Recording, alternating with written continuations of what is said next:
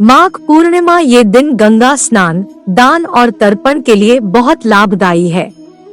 इसके अलावा माघ पूर्णिमा पर एक दुर्लभ उपाय जरूर करें। मान्यता है इससे संतान सुखी रहती है।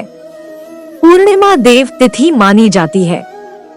शास्त्रों में पूर्णिमा का व्रत करने वालों को श्रेष्ठ व्रतों में से एक माना गया है। माघ पूर्णिमा के दिन गंगा स्नान को मोक्षदायी बताया गया है, क्योंकि इस दिन देवतागण पृथ्वी पर गंगा में स्नान करने आते हैं। इस दिन व्रत करने वालों को माघ पूर्णिमा व्रत कथा का श्रवण जरूर करना चाहिए। इसके बिना विष्णु लक्ष्मी पूजन अधूरा माना जाता है। माघ पूर्णिमा व्रत कथा। माघ पूर्णिमा व्रत कथा पौराणिक कथा के अनुसार कांतिका नगर में धनेश्वर नाम का ब्राह्मण रहता था।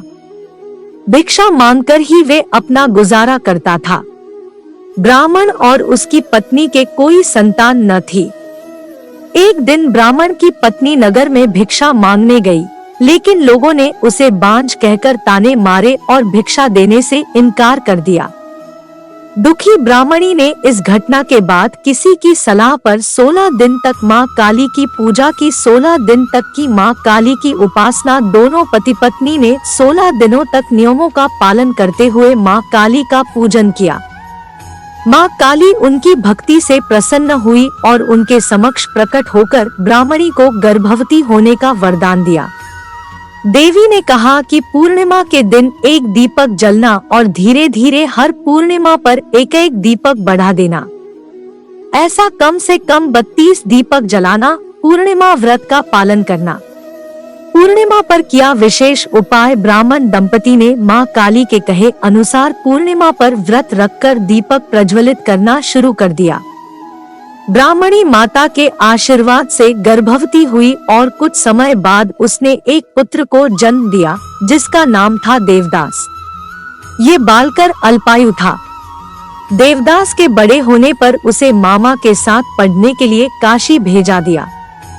संतान को मिला जीवनदान काशी में एक दुर्घटना में घटी, जिस कारण धोखे से उसका विवाह हो गया। कुछ समय बाद काल उसके प्राण लेने आया, लेकिन उस दिन पूर्णिमा थी और ब्राह्मण दंपति ने उस दिन पुत्र के लिए व्रत रखा था। पूर्णिमा व्रत के प्रताप से काल देवदास का कुछ नहीं बिगाड़ सका। तब से पूर्णिमा व्रत की मान्यता बढ़ गई।